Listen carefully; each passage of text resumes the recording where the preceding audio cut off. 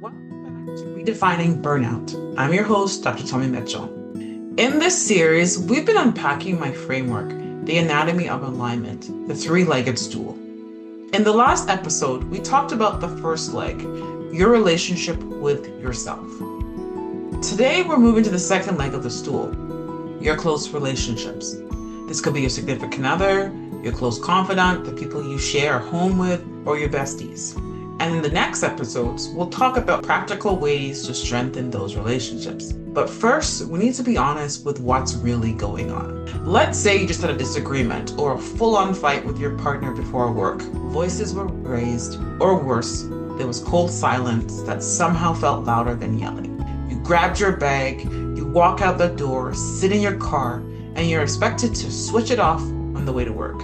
Be professional, be composed, be productive. Real talk. That argument did not magically disappear on your drive. It's sitting in your chest, in your jaw, and in your nervous system. You are carrying it into each room you walk into. Now, let's add another layer.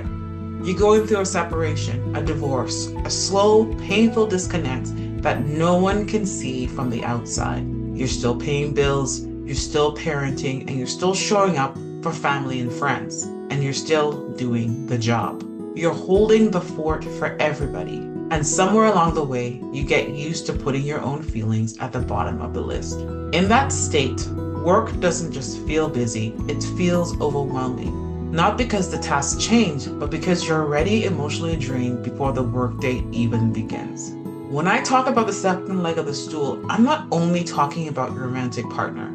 This includes people who know you best, or at least the ones who are closest to you day by day in your life. This could be a spouse or partner, close friend, sibling, parent or adult child, a trusted colleague or confidant. These are the people you run to first, or you wish you could run to. When these relationships are supportive, you feel grounded.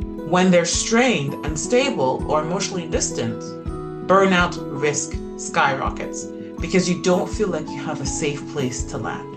The longest running research on human health and happiness, the Harvard study of adult development, points to one key truth. The quality of your relationships is one of the strongest predictors of your well-being. Not the size of your house, not how impressive your titles sound, not how busy your calendar looks. So when your close relationships are filled with conflict, coldness, or emotional distance, your body keeps score.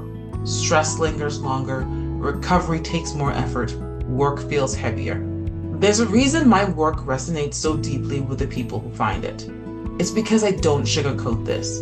Whether I'm here in social media, in my office with a patient, coaching a client, or on a stage delivering a keynote, I say the quiet part out loud. And one quiet truth is this: we live in a society that is not very good at dealing with emotional truth. People are told to move on, to stay strong, keep it together, and then we act surprised when they hit a wall. The problem isn't that people are weak. The problem is we're not giving them the tools or the safety to be honest with what they're carrying. When you feel like nobody truly has your back at home, when you don't feel emotionally safe with the people closest to you, it changes the way you show up at work. You might become more irritable, or numb, or distracted, or hyper-focused because work becomes the place you hide from your own life. But either way, the cost is high.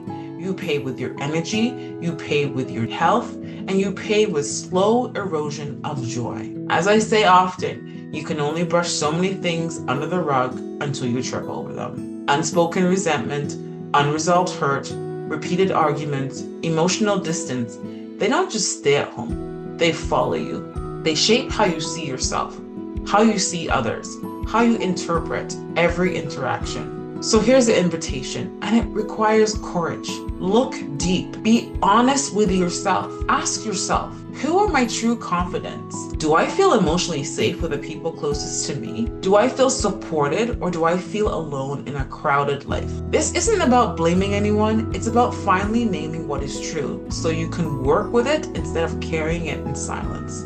Here's something you can do this week.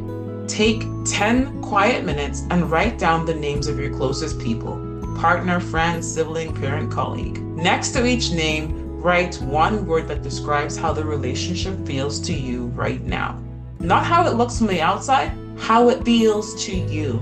This simple exercise can reveal a lot about where your second leg is solid and where it needs attention. In our next episode, we're not just going to talk about the problem, we're going to talk about ways to strengthen the second leg of the stool, your relationship with close confidants or significant other. We'll explore what it actually looks like to build healthier communication, seek support, repair trust where possible, and create relationships that hold you up instead of wearing you down. Because burnout isn't just about what's happening at work. It's deeply tied to what's happening in your closest circles. If this message hits a nerve, you're not broken, you're becoming aware. Share this episode with somebody who needs to hear that they're not alone in this. Subscribe and join me for the next part of this series as we continue redefining burnout, one honest relationship at a time.